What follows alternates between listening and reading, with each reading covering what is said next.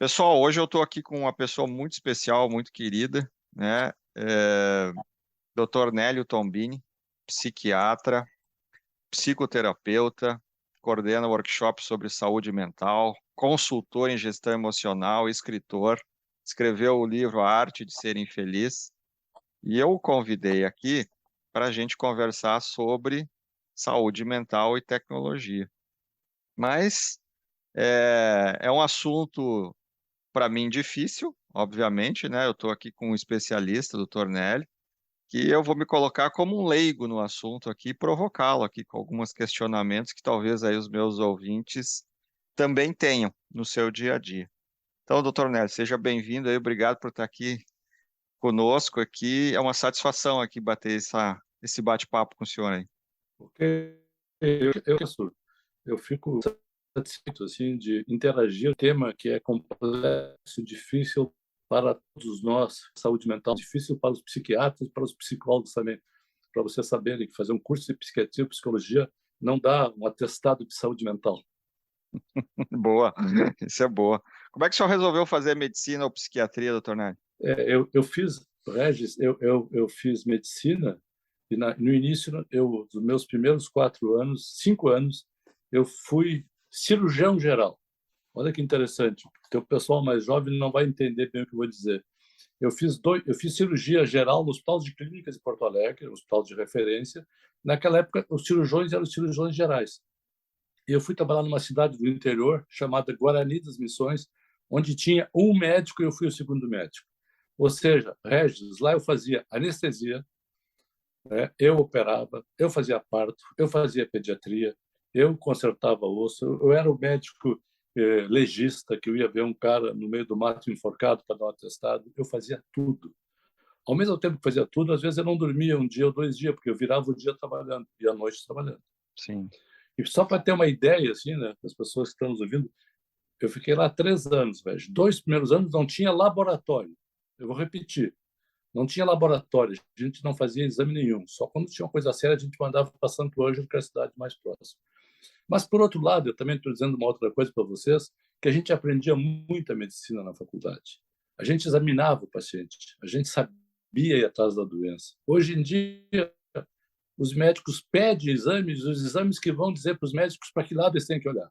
Então, eu fiquei lá trabalhando 3 anos no interior e eu acho que foi muito difícil essa pegada também para mim. Acho que fiquei muito ansioso.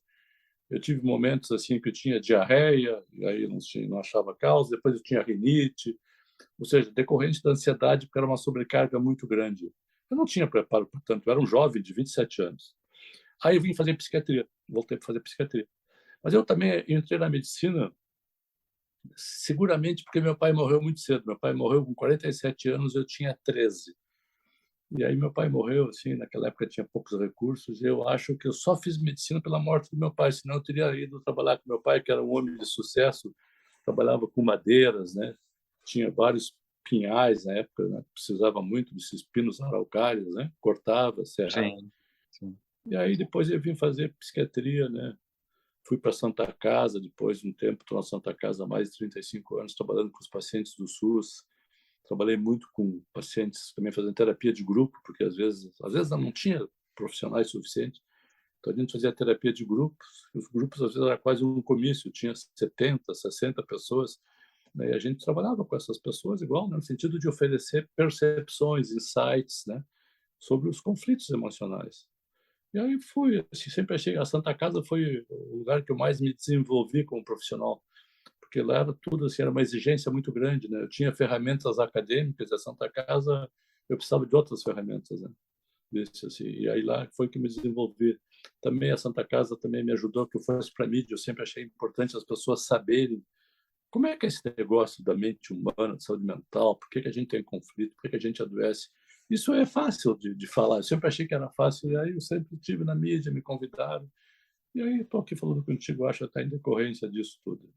Que legal. E como é que surgiu a ideia do senhor escrever o livro A Arte de Ser Infeliz? Eu nessa linha assim de eu achar que eu tinha que comunicar com as pessoas assim, porque o pessoal da psicologia, da psiquiatria, eles ficam muito no consultório. Tu não vê muito psiquiatra fazendo palestras, workshop, nem psicólogos. Quem tem feito isso, interessante, são os filósofos. Os filósofos se acamparam, se adonaram da saúde mental. Olha que interessante. Claro que são pessoas inteligentes, Karnal, Pondé, Clóvis, Barros Júnior, né? São pessoas inteligentes, Cortella, mas eles não são da área, eles não têm experiência clínica, eles só filosofam, né? Uhum. E quando se faz uma psicoterapia, além de a gente filosofar, a psicoterapia também é uma certa filosofia. A gente tem que trazer os suportes clínicos do dia a dia. Então, assim, né, eu sempre achei que era importante que as pessoas soubessem disso. Eu comecei fazendo vídeos no YouTube, vídeos pequenos, que o título chamava assim, 5 minutos com o psiquiatra Nelly Tombini. Né? Aí comecei a fazer os vídeos, e aí depois dos vídeos, que os vídeos eram assim, eu sempre eram mais improviso, assim, eu batia um papo, estou batendo um papo contigo aqui, então os vídeos saíam, às vezes meio capengas, né? Não Sim. era bem aquilo, mas eu também não editava, digo, é isso aqui, vamos lá fazer. Aí eu pensei assim, não, eu vou pegar os vídeos e vou elaborar os vídeos e fazer um texto. Aí eu comecei a pegar os vídeos e, em cima dos vídeos, fazer texto elaborado. E a arte de ser infeliz foi nesse sentido. As pessoas todas querem ser felizes, né? Mas só que tem um problema sério, assim, né? Viu, assim, para te matar a fome, tu tem que comer, né? Então, para te ser feliz, tu tem que deixar de ser infeliz. O ser humano, ele é uma máquina muito competente para se atrapalhar da vida, fazer bobagem. Isso significa ser infeliz. Então, assim, a ideia, eu pensei, para que as pessoas possam viver melhor, ser felizes, né, ter mais satisfação, elas têm que se atrapalhar menos da vida. E se atrapalhar menos é deixar de ser infelizes. E quando eu digo isso, não é gente doente mental da cabeça, não estou nem falando de gente que tem a doença, que tem que tomar remédio. Falando do nosso dia a dia, como a gente se atrapalha, eu me atrapalho às vezes, né, entro numa furada, me incomodo demais, me irrito, me aborreço. Então, a ideia é essa, assim, oferecer ferramentas para que as pessoas se atrapalhem menos na vida. Essa é a ideia do livro, A Arte de Ser Feliz, e o subtítulo é Desarmando Armadilhas Emocionais. Indo nesta linha das armadilhas emocionais e tentando conectar aqui com a minha provocação de questionar sobre tecnologia. O senhor fez medicina lá na década de 70, final da década de 60, né? Vivia um determinado tipo de tecnologia e hoje o senhor já faz seus vídeos, né? Escreve o livro, tá? Usa a tecnologia a seu favor, em favor dos seus pacientes. A gente está gravando aqui usando tecnologia.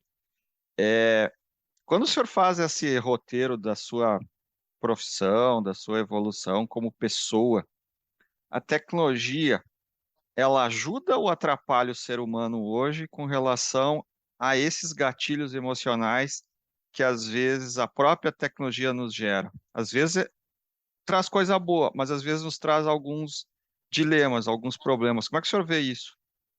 Mas, assim, quando tu fala de tecnologia, assim, me foca mais, Regis, assim, o que seria, assim, que tu está pensando aí? Por exemplo, a gente hoje vê muita gente que vai para um ambiente social e começa a usar smartphone sem parar. Um TikTok da vida, uma rede Uhum. social, a interação diminui. Às vezes é um casal que está jantando, que não conversa, que fica no WhatsApp, ou seja, ele está Também. fisicamente ali, mas não está. A mente está em outro lugar. Isso é bom ou isso é ruim hoje? Não, tá, ficou claro, assim.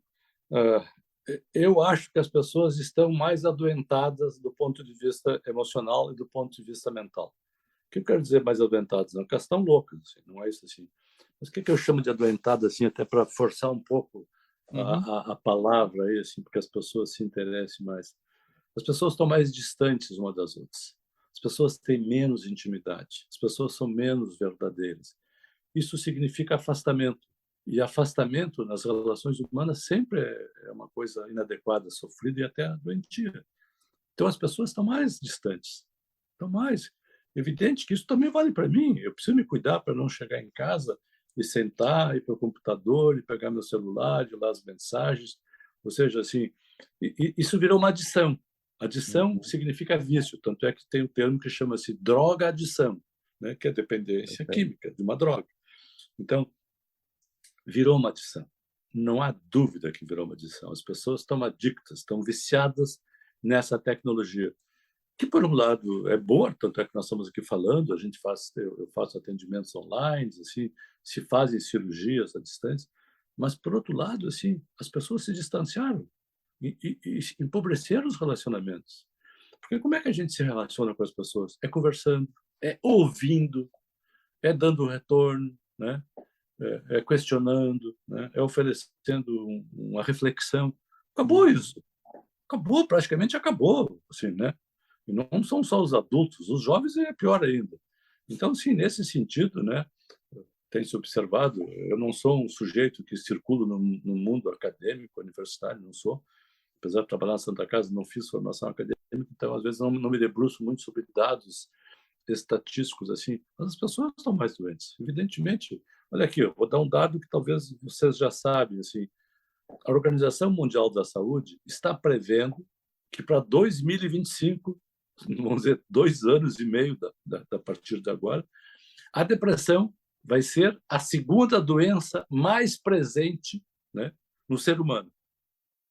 A segunda doença mais presente.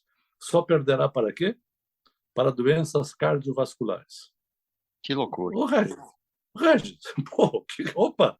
Mas, sim, aí eu vou dizer para ti o seguinte, né? Eu vou te fazer uma pergunta e eu vou responder. Tá, mas por que mais depressão? A química do cérebro está intoxicada pelo monóxido de carbono, pelo gás carbônico, pelo aquecimento global? O que houve com o nosso cérebro? Não é o nosso cérebro. Nossa química continua igual. Uhum. São as nossas relações, os nossos vínculos. É isso que as pessoas estão adoecendo. As pessoas estão se esvaziando. Eu acho que essa é uma palavra bem interessante. Eu acho que a tecnologia bota uma energia de um lado, né, uma energia de conhecimento, e esvazia do outro lado os afetos e os sentimentos. É como se fosse aquele jogo, né, de que tu empurra uma bolinha e tem que sair outra na outra ponta, né? Sim, e aí, e é engraçado esse mercado da tecnologia, né? Eu não sei o quanto o senhor acompanha, mas vamos pegar só o mundo dos smartphones para falar uma tecnologia bem popular. Toda vez que um fabricante lança uma tecnologia, o novo iPhone, o novo Samsung, o novo telefone A, B, C ou D, o que que acaba acontecendo? O ser humano, ele fica com um desejo absurdo de querer essa última tecnologia. Ele gera uma. É como se a indústria da tecnologia gerasse uma dependência no ser humano de buscar sempre o novo, o último modelo. Isso também gera ansiedade, né? Nas pessoas. Eu lembrei agora dessa sigla inglesa, né? Que eu vou falar em português, que é FOMO, né? Bom. FOMO, Fear of Missing Out, né? Isso vocês conhecem, Fear of Uhum. Missing Out, FOMO, que é mais ou menos isso, assim, as pessoas perderam um pouco o contato consigo mesmo, então elas estão, assim, elas não querem ser esquecidas, não querem ficar de fora, não querem perder o momento, a onda, a compra, que eu acho que isso também, né, empurra as pessoas para um lugar, né, de isolamento, porque tipo assim, é, o que as mídias sociais fazem hoje em dia? As mídias sociais, através das likes, né, Uhum. dos seguidores, de uma certa forma, validam quem tu é. Olha que loucura, né? Então, para te ser validado, tu tens que ter 200 mil seguidores, né? Tu tem que ter, sei lá, 500 mil likes. Isso é um estado de confusão mental. Então, também, quando se lança um novo aparelho, a pessoa vai em busca daquilo para se preencher, porque as pessoas perderam a capacidade de se preencher de uma forma como essa que nós estamos falando aqui, trocando de ideias, ou Uhum. lendo um livro, ou conversando com alguém, ou estando com um filho, ou namorando, ou transando, vendo um filme. Ou seja, as pessoas perderam essa referência, assim, né? É como se eu tenho um cabo de eletricidade, né? Que mudaram os pinos, né? Eu vou assim, eu chego em casa, eu vou botar na tomada, o meu cabo não entra mais para carregar nada porque mudaram os pinos, eu não sabia. É mais ou menos assim que as pessoas estão vivendo. Elas têm lá os seus cabos, mas não conseguem conectar nos lugares para ter uma energia saudável. Então, eu Uhum. acho que sim, eu acho que é isso, né? É. Eu acho que está havendo uma grande confusão. E aí eu não sei o quanto o senhor conhece do conceito do metaverso, né? Já ouviu falar do assunto metaverso, mas Não, me, basicamente me, me fala mais, eu conheço pouco. tá bem. Metaverso é um conceito aí que a indústria de tecnologia tem trazido novamente, as big techs que a gente chama, por exemplo, Facebook, que agora até trocou de nome, virou Meta. E ele está dizendo o seguinte, que ele vai ir para um outro modelo agora de relacionamento. Ele vai criar um mundo virtual, onde tu bota o óculos de realidade virtual, né? E aí tu te torna um avatar, né? Como um ser virtual dentro de um mundo tecnológico, onde tu consegue interagir. Poderia ser o Rez e o Dr. Nélio conversando, dois avatares olhando dentro de um ambiente totalmente virtual. Só que este ambiente virtual, ele tem a capacidade de ler, vamos dizer assim, várias coisas de ti, dos teus comportamentos, muito mais rápido do que aqui a gente fazendo esta gravação. Ele consegue ler para onde eu apontei meus olhos, se para a esquerda, para a direita, para cima, para baixo, para que região da tela eu estou olhando, muito mais rápido do que hoje é. E, obviamente, isso é um prato cheio para a oferta de novos produtos, serviços, novos sentimentos. E algumas interações que eu já tive e já vi outras pessoas comentando, diz o seguinte: quando eu tiro aquele óculos ou aquele capacete, é como se eu tivesse me drogado. Aí fica a pergunta. Se Como, nós como vamos. é que seria assim? Como é que seria assim, como se eu tivesse me drogado? Aquela experiência é como se fosse uma experiência alucinatória. Exatamente, porque a pessoa não desliga o cérebro depois que ela tira o Hum, capacete. É como se o cérebro continuasse ativo, ok. imaginando uma mistura do seu mundo virtual com o mundo real. E aí ele quer, no mundo real aqui que nós estamos conversando, que eu vou pegar aqui a xícara aqui do lado, a caneta, ele queria pegar um outro objeto que ele viu no mundo virtual, mas aquele objeto não existe. E o cérebro começa a ficar confuso. Então a Ok. pergunta que eu lhe faço, de futurologia, é como é que vai ficar nosso cérebro, nossa saúde? Ou seja, nós estamos indo para um caminho totalmente fora do que a gente considera o lado social, o lado humano. Porque nós vamos fazer a reunião por dentro de um capacete, como é que vai ficar o meu cérebro depois disso? Como é que o senhor enxerga isso? Assim, né, na medida que tu explanasse melhor, né, essa, esse metaverso, né, é evidente, né, isso é uma confusão mental, não deixa de ser uma viagem, né? A Isso. palavra viagem a gente usava, sempre usou quando se usava algumas drogas, né? Lá no tempo do LSD, da anfetamina, né? Uhum, Isso lá nos idos de 1970, 80, as drogas que se usavam eram as anfetaminas, LSD, e as pessoas viajavam, alguns chás de cogumelos também, né? uhum. Mas assim, é evidente assim que a descrição que tu fazes, né, que se o cérebro continua funcionando depois de ter saído do espaço virtual, isso é uma experiência alucinatória, mesmo É. que não está acontecendo assim, é uma experiência alucinatória. Tipo assim, se tu usa uma droga, por exemplo, maconha, tá? Uma droga que aparentemente não faz mal, né? Uhum. Para algumas pessoas, a maconha, uma vez fumada, desencadeia um fenômeno bioquímico que, mesmo não fumando maconha, parando de fumar, depois de 2, 3 horas, 4, 5 horas, aquele efeito bioquímico segue. Tá? A Uhum. pessoa pode ficar, usou maconha às 10 da noite e outro dia de manhã, não usou mais, mas aquele efeito bioquímico segue. Isso é interessante. Então, a maconha, em algumas pessoas, ela desencadeia um processo que vai embora, sabe? Sim. Desceu, o carro desceu lombo abaixo, aí, bom, desceu. A cocaína, por pior que possa ser, que tem outro estrago no cérebro, não desencadeia esse problema. Cocaína, se tu usa e não usa e depois para de usar, é ali. O efeito praticamente é ali. Mal. Então, assim, olha que interessante, né? Então, por exemplo, que a maconha tem isso. Assim, então, a pessoa continua num processo, vamos dizer, É um alucinatório, efeito residual, vamos dizer assim. residual que segue, né? Que Uhum. não consegue parar. Então, assim, então é mais ou menos é o que tu está descrevendo aí, né? Assim, o álcool também não tem isso, né? O álcool não tem esse efeito que segue, né? É Uhum. como se fosse assim, bom, eu liguei a chave e o processo vai, né? Uhum. Então, isso que tu diz do metaverso é mais ou menos isso. Evidente que isso vai ter problemas na cabeça das pessoas. Ô, Regis, assim, todos nós temos, né, características de personalidade, né? O que é a personalidade? É mais ou menos o jeitão que o nosso cérebro foi configurado, tá? Então, o cérebro do Nélio Tombini foi configurado assim, do Regis assim.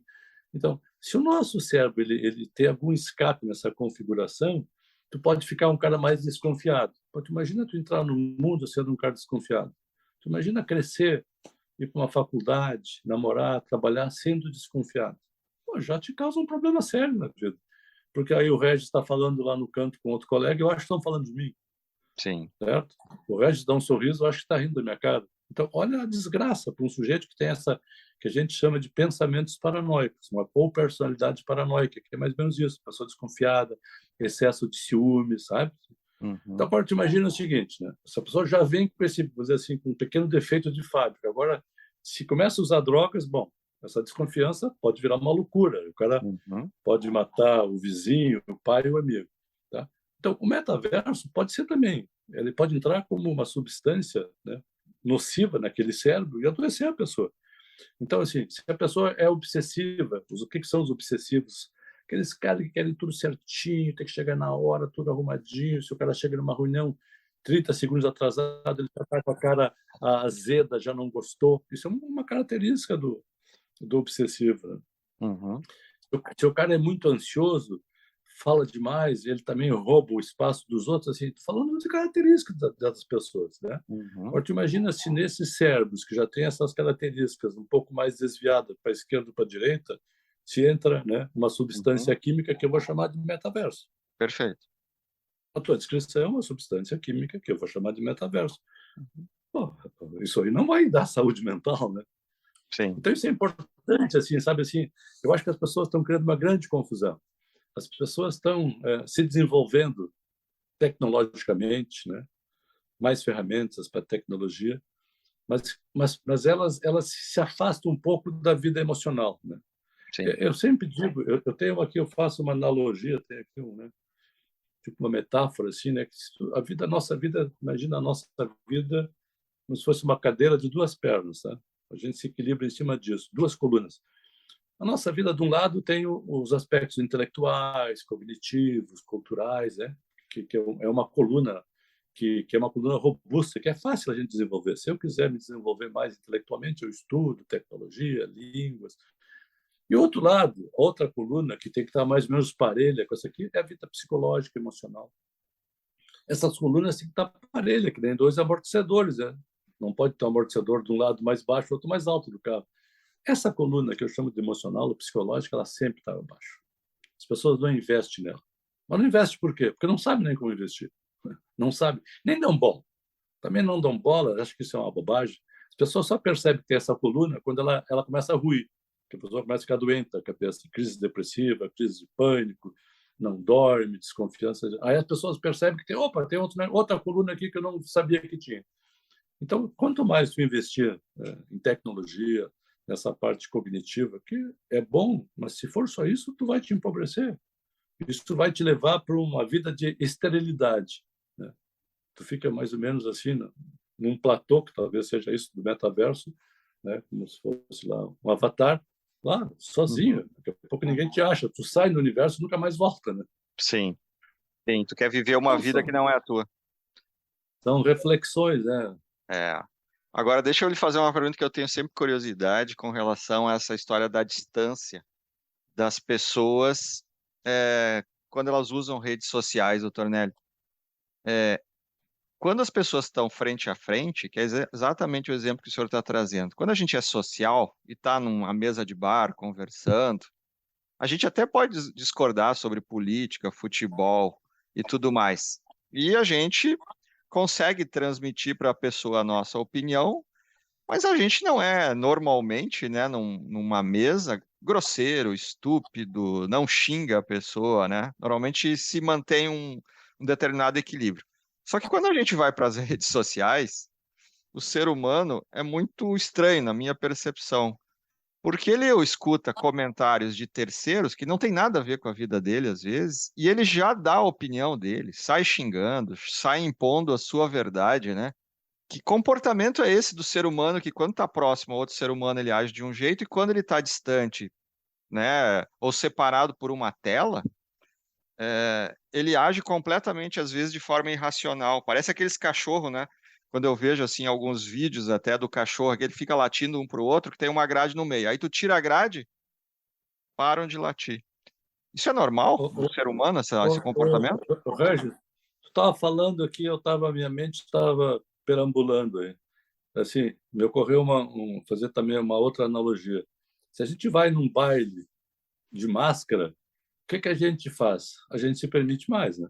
Sim. Se eu estou num baile de máscara, todo mundo de máscara, eu vou me permitir muito mais, vou ser muito mais ousado, muito mais passado, né? Uhum. Com as moças aí, em geral, né? Se eu me envolvo mais com moça, vai ser com moça. Então, Sim, assim, eu acho que as redes sociais é mais ou menos isso, assim, a pessoa está num outro espaço. Mesmo que ela está interagindo, ela não está interagindo. Ela se posiciona, ela se porta como se estivesse de máscara, né? Ou seja, um ser, né, aleatório, distante, né, que não interage. Então, eu acho que ela se autoriza mais, né? Porque também, né, está lá, né, ou seja, escrevendo, dizendo coisas. Não é que nem nós estamos aqui, por exemplo, falando, até que também já cria um cuidado maior. Então, assim, a proximidade física, vendo a pessoa, estando junto com a pessoa, isso também nos remete assim a ter mais cuidado com o outro, né? sem dúvida. Então, por exemplo, se tu fica, estava me dizendo esses dias um amigo meu que encontrou o Dória, o Dória em Nova York, e Certo, aí eles, olha, me veio assim, se me veio na cabeça essa lembrança, eu tenho que dividir contigo, né? Por que me veio claro. essa Sim. E ele me diz assim: eu fui atrás de uma coluna e comecei a gritar: calcinha justa, é isso que eles gritam pro Dória, é isso, né? Eu acho que é, acho que é. Calça Calcinha justa. justa, Uhum. calcinha justa, uma coisa assim. Tu Isso. vê, ele foi para trás de uma coluna. Então, assim, ele estava em Nova York, no aeroporto, que ninguém conhece ele, teoricamente, mas vai para trás de uma coluna. Então, ele vai lá para a rede social, o equivalente atrás da coluna, e começa a chamar o Dória. O Dória é meio desatinado, olhando assim, né? Sim, não Ou sabe de seja, assim, onde vem aquele da onde grito, vem. né? Sim, mas esse meu amigo não teria chegado na frente do Dória e dito, não teria feito isso, né? Entende assim, né? Exatamente. Então, isso aí eu acho que é o equivalente da rede social. As pessoas se autorizam mais. Porque o ser humano, né, o ser humano, assim, o ser humano é transgressor por natureza. Isso aí nós Por podíamos que falar e isso? Por que deixar isso, essa Aurélio? palavra, nós podíamos deixar essa palavra reverberando aí uns 10 segundos no teu blog. O Eu ser fiquei, humano é eu fiquei curioso. Fiquei o ser curioso. humano é transgressor por natureza. Os religiosos também são transgressores, eles controlam mais, eles reprimem mais. Ou seja, o Papa também tem fantasias transgressoras. Não tem Uhum, como controlar, isso vem na mente, né? Quando a uhum, gente sonha, o que é o sonho? O sonho é a nossa mente funcionando sem resistência, sem barreiras, tá? Basicamente, o sonho à noite é a nossa mente solta. Abriram as porteiras e ela saiu. Largou a cachorrada braba, né? Mas depois da cachorrada volta de manhã, né, para o canil. sim. Então, assim, esse é a nossa mente. Assim. Então, o ser humano é agressivo, ele é violento, ele transgride, ele passa a perna. Isso é da natureza humana, tá? E nós somos Uhum, assim. A cultura nos segura, o estudo, né? As leis, né? O uhum, ambiente social nos segura. Então, assim, quando nós estamos frente a frente, evidentemente que nós reprimimos mais esses impulsos agressivos, violentos, transgressores. Mas isso é da natureza humana, né? Então, essa coisa, né, de achar, pá, mas o cara fez isso, não acredito. uhum, Todos nós podemos fazer isso. É da natureza humana, né? Vamos deixar bem claro, uhum. assim, né? Sim. Eu sempre digo, né, Regis, assim, se tu imagina um precipício, né? Ou não, vamos dizer assim, um precipício que tu pode até à beira, assim, né? Aquele precipício, depois, assim, tem mais aí um tabuão que tu pode caminhar mais uns 10 metros, assim, ó, mais, assim. Então, eu sempre digo o seguinte, eu também faço, assim, esse recurso, assim, visual. O marginal chega na beira do precipício, caminha, né? 2 metros e volta. Melhor assim, não. O marginal não volta. Ele vai pelo tabuão afora e não volta. O transgressor vai, passa um pouquinho e volta. Talvez seja essa a diferença entre um transgressor e o marginal. O marginal é um transgressor assim que vai precipício afora, sabe? Às vezes cai e se dá muito mal, né? Às Sim. vezes não cai, fica se equilibrando lá. Uhum, ele não mede as consequências. O transgressor, ele faz, age às vezes por impulso e depois quer voltar atrás. É isso aí. Eu acho que o É, marginal é um grande transgressor, né? é verdade. Doutor Nélio, se eu lhe perguntasse assim, o senhor já teve no seu consultório assim pessoas viciadas em tecnologia para tratar distúrbios de pessoas que vieram com a tecnologia que gerou algum impacto na sua mente? O senhor detectou isso ou não? Eu vou te responder de um outro jeito, assim, né? Raramente alguém dependente de drogas vai procurar ajuda, porque não se Ah, sente doente. Não boa. se sente doente. Raramente um alcoolista que tem problemas do álcool, dependência, vai procurar ajuda. Geralmente é a família que está enlouquecida. Um cara que usa cocaína raramente vai procurar ajuda. Um cara que usa êxtase raramente vai procurar ajuda. Eu acho que eu te respondo. O cara dependente de tecnologia não se sente dependente. Não vai procurar ajuda. Ele nem se Não nota, vai. né? Não se percebe. Então, esse é um problema. Quando os caras dizem assim, porque o cara. Eu digo, escuta aqui, tu quer que alguém que não se sinta doente vá procurar tratamento? Tá de gozação, né? É. Ou imagina que tu tens assim, né? Que tu tens uma pneumonia, tá? Uhum. Mas tu não tem febre, tu não tem tosse, tu não tem falta de ar, tu não tem dor no peito. Tu vai ficar em casa. Tu vai morrer de pneumonia sem saber. Então, qual é a diferença, né? Para te procurar ajuda com a pneumonia? Tu tem febre, tu tem tosse, tu tem dor, tu tem falta de ar.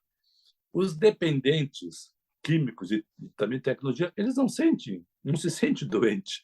Como é que alguém vai se tratar? Então, isso é um problema muito sério, né? Tratar um dependente químico ou um dependente tecnológico, que nós somos, né?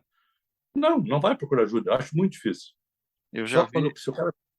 é, não, eu lhe questionar assim, que o senhor trouxe assim, me veio à mente exatamente o exemplo das crianças, né?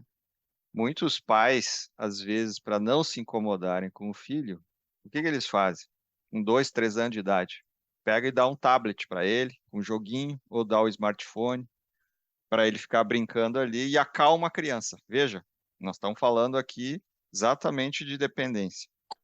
O senhor já deve ter reparado nessas situações, né? A tecnologia, naquele momento, deixa a criança em êxtase e ela realmente se acalma, fica sentadinha num canto, deixa a família calma, né? Ninguém vai brincar com ninguém, mas o filho está lá no computador, está no celular, o tablet. Qual é o impacto disso que o senhor vê? Bom, o Regis, isso da criança, né, de dar um tablet para acalmar a criança com 2, 3, 4 anos. É, a minha cabeça, ela, ela, ela é muito criativa. Eu lembrei que quando eu morava no interior, quando as crianças choravam, às vezes os pais davam numa madeira um pouco de cerveja preta ou mesmo botava até um pouquinho de cachaça junto com leite para acalmar a criança, né? Também, evidentemente, naquela época eles não tinham recursos, não tinha nem médico, nem pediatra, então eles usavam os Sim, recursos deles. Então, sim. eles acalmavam as crianças assim, muitas vezes, né? Usando álcool para as crianças. Uhum. Não sei se assim, dá isso para não se incomodar. Eu acho assim que mais ou menos isso aí eu acho que é um equivalente à arte de ser infeliz. A pessoa não quer se incomodar, mas faz tudo para se incomodar. Porque, tipo assim, eu não quero me incomodar, eu não quero, então eu vou dar o tablet para uma criança. Mas é uma maneira de sacanear a criança. Dizer assim, é uma grande sacanagem que os pais fazem com as crianças. Ou seja, assim, porque jogam a criança num ambiente que ela vai viciar nisso, vai ficar, vicia, porque a criança fica alucinada por isso, né? Uhum. Ela fica muito, muito conectada nisso. E aí, claro, e depois, assim, vai ser difícil para sentar com essa criança, para conversar, para ela sentar na mesa, querer comer na mesa, daqui a pouco ela come 2 colheradas e sai correndo e para pegar o tablet. Então, é um problema muito sério, né? Ou seja, assim, então acho que os pais, de uma certa forma, eles também estão se infantilizando no sentido assim que eles também se sentem umas criancinhas abandonadas, eles não se e não têm muitos recursos às vezes para oferecer para os filhos. Alguns pais eu acho que funcionam assim de uma forma infantilizada, né? Eles também se acham assim muito exauridos pelas crianças. Então Uhum. isso me ocorre também para dividir contigo.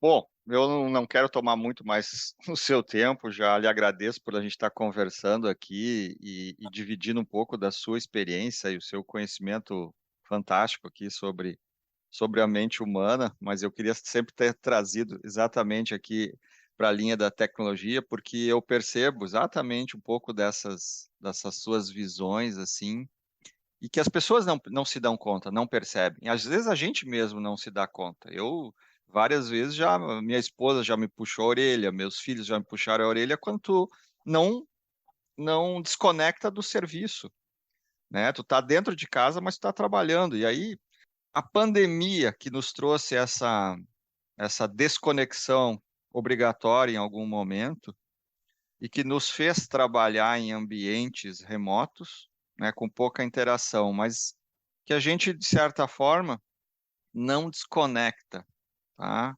A gente está sempre são várias tecnologias que chegam até nós. Ou é o computador, ou é o e-mail, ou é o WhatsApp, ou é uma ligação, são várias coisas que chegam ao mesmo tempo. E isto certamente tem algum impacto hoje no profissional. Não vou falar nem na pessoa, nos profissionais.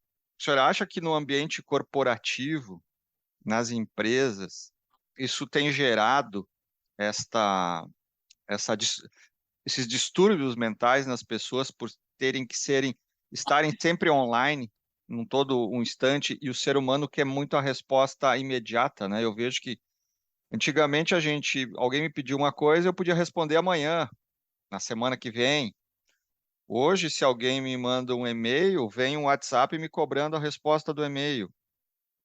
Mas, pô, se é e-mail, não deve ser tão urgente assim.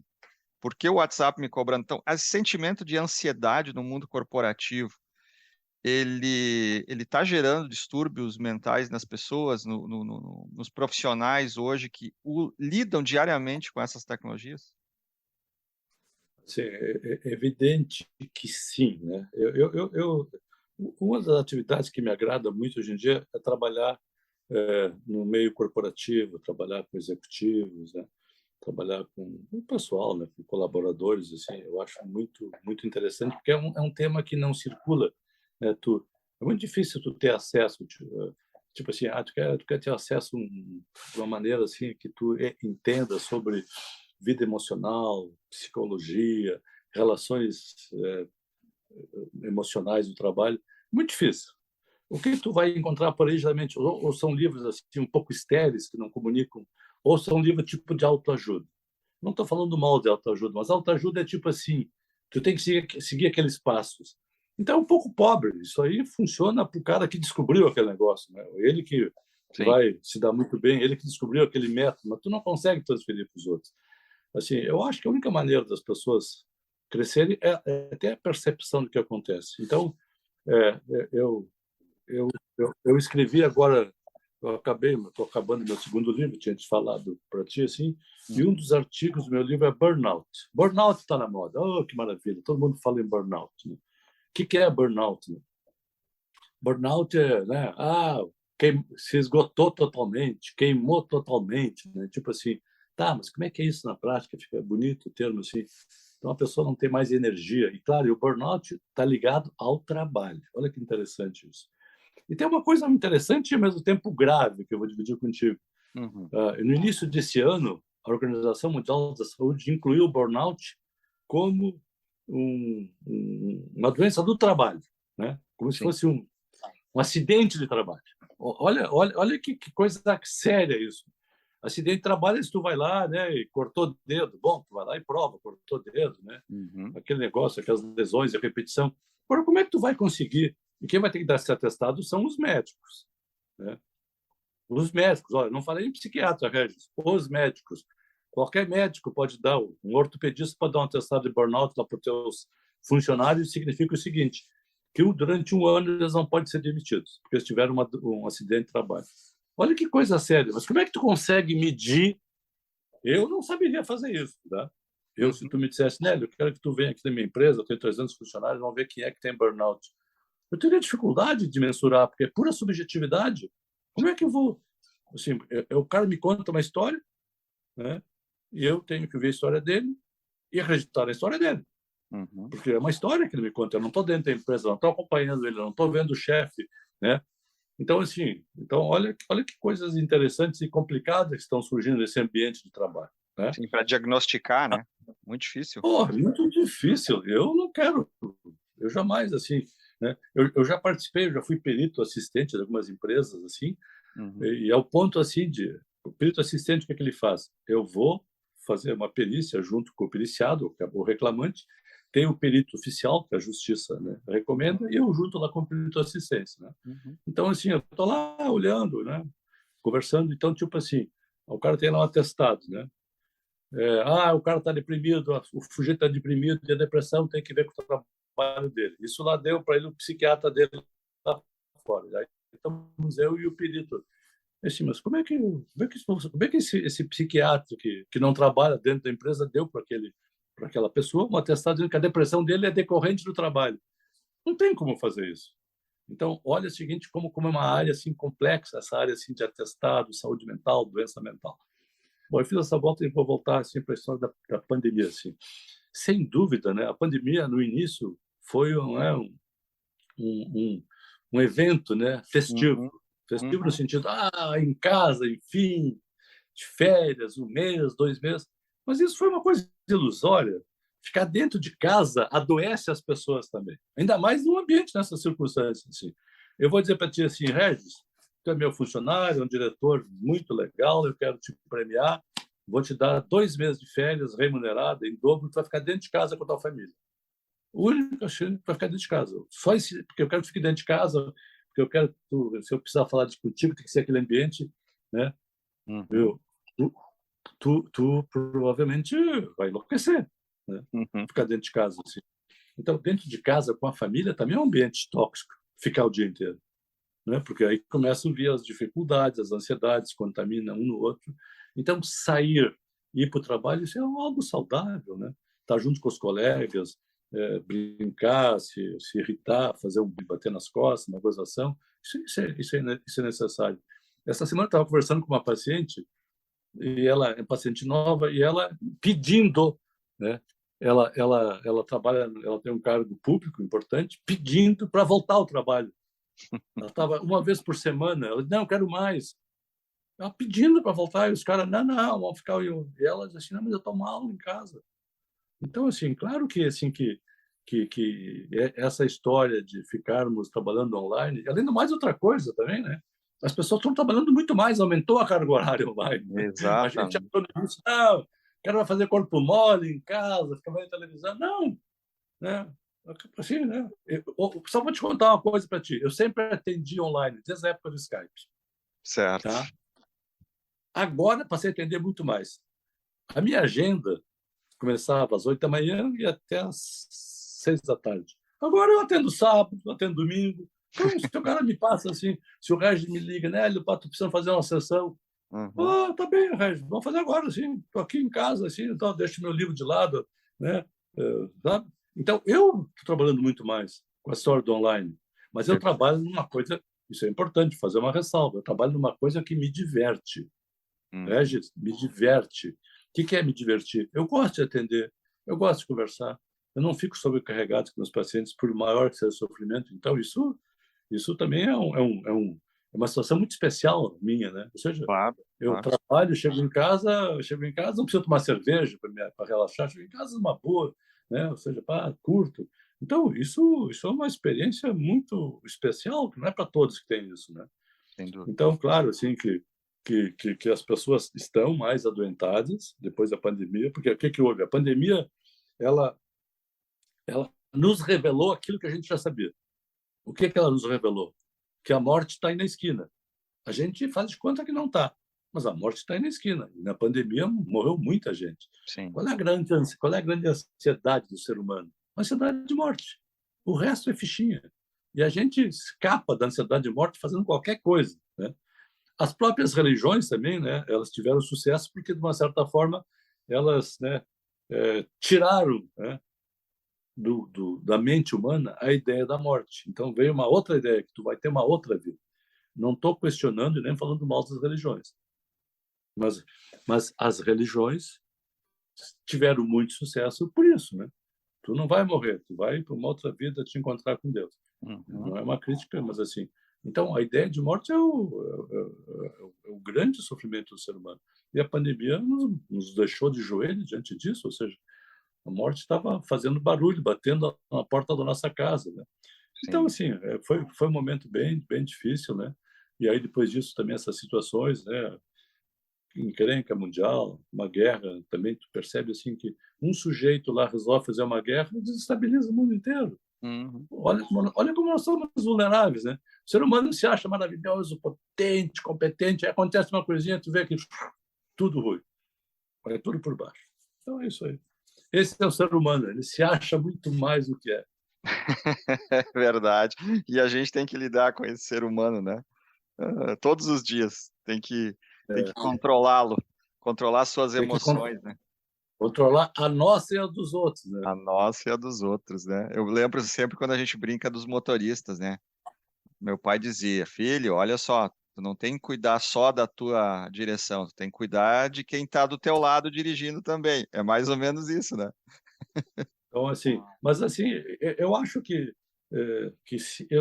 eu espero, na verdade, eu espero que haja assim. Eu percebo comigo, assim, eu estou sendo mais solicitado para fazer atividades, sabe?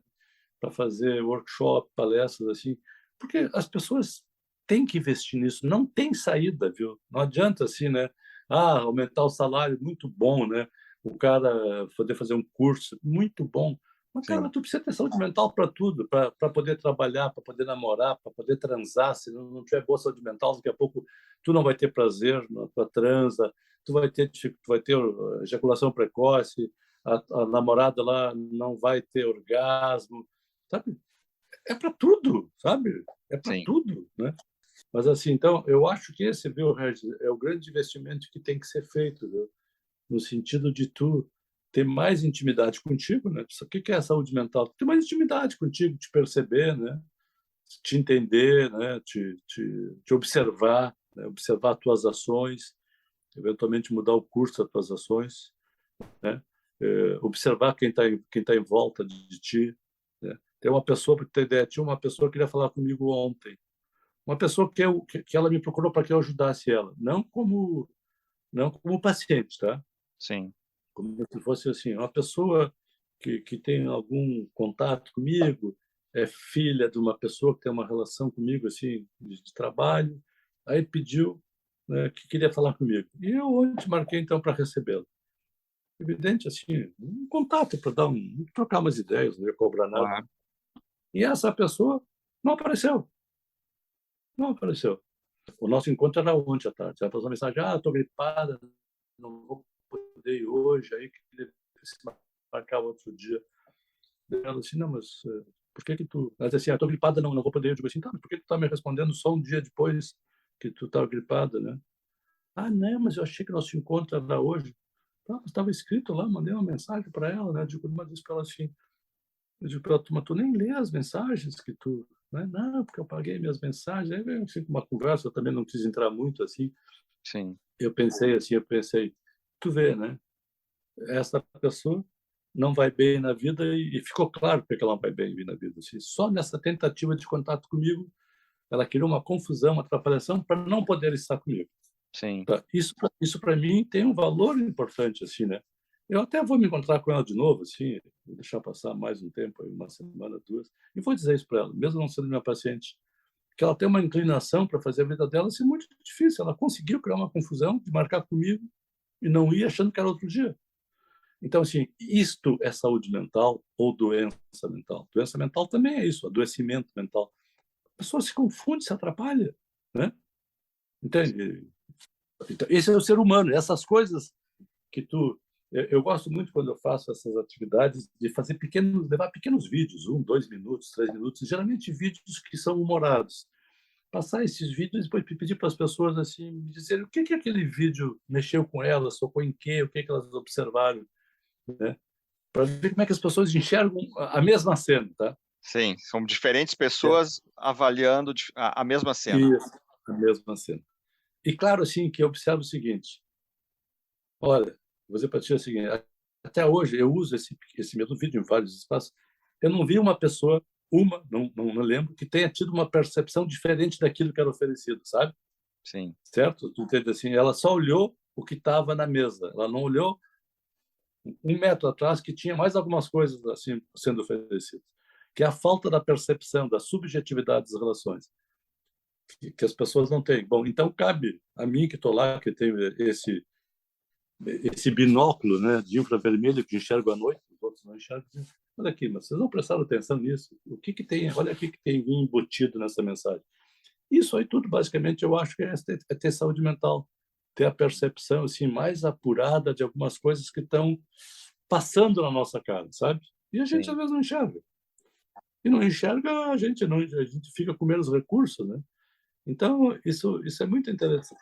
Eu não estava achando o carregador que ele estava no lugar onde eu tinha deixado, mas tinha caído o fio, eu não vi, viu? Eu já estava criando aqui na minha cabeça uma ideia, né, delirante, que minha mulher tinha pego meu carregador. Olha como é interessante, isso é um bom exemplo, né? Quantas vezes nas nossas vidas a gente se atrapalha e debita no outro, né? Coisas que não tem nada a ver com o outro. E aí a gente se dá conta que não tinha nada a ver com ela, né? Ou com ele. E a gente já É isso aí, forma uma ideia distorcida na mente, né? é isso Que aí. pode gerar uma briga, que pode gerar uma discussão, que pode Isso, gerar uma ansiedade à toa, né? é isso aí. Esse é um bom exemplo, tu viu? Assim, então, ao acaso surgiu essa situação, Uhum. né? Eu achei que a minha mulher tinha pego meu carregador, já estava aqui criando, né, um Só- tipo de pensamento. É, E aí, na verdade, nada disso aconteceu. Ele estava no lugar que eu deixei, só que eu não tinha enxergado ele, tu viu? é. Esse é o ser humano, né? Ainda bem que eu pensei, parei, né? E estou aqui fazendo essa revelação para ti, né? Claro, porque é engraçado, porque às vezes no nosso dia a dia a gente recebe, às vezes, uma informação ou não recebe a informação e aquilo nos estraga o dia todo, né? A gente fica com uma sensação ruim o dia todo. Pode ser que o dia tá tudo maravilhoso, mas a gente recebeu uma informação e aquela informação que a gente recebe nos, nos paralisa, nos dá medo, nos gera ansiedade e 24 horas depois a gente descobre que aquilo era uma grande bobagem, foi só o meu cérebro que agiu contra mim, né? É bom que isso não dure mais do que uma hora, né? Que É, não pode ficar o dia inteiro, né? Não pode ficar o dia inteiro, né? mas Eu, ver o impacto que isso dá na pessoa, que depois pode transbordar, né? Como o senhor deu o exemplo, né? A pessoa pode gerar uma doença psicossomática, né? Que a gente fala, em função de um cérebro que está sempre encontrando aquele problema e o problema não existe, né? o cérebro que joga contra, né? É isso aí. É. Essa é a vida, né, Essa Regis? é a Essa é vida, a vida. os ônus e os problemas que a gente gera na nossa vida. Tá bem, doutor Nélio, super obrigado aí pela carinho e gentileza aí de gravar comigo esse podcast aí, lhe agradeço aí de coração aí. Vou ficar esperando o seu segundo livro, né? E torcendo aí para ver se eu posso ter ajudado um pouquinho no título, mas eu acho que o título está bem encaminhado. É, e sucesso, Tá né? bem. Sempre sucesso aí para o senhor aí para o seu trabalho também. Muito obrigado. E foi muito rico o nosso encontro, porque surgiram umas situações ao vivo e a cores que não estavam programadas, Não né? estava, Ótimo. não estava. É isso aí. A gente Tá faz ao bom. vivo, né? Tá bom? Um super abraço para o senhor aí. Um abraço, tudo de bom, obrigado. Obrigado, igualmente. Tchau, tchau.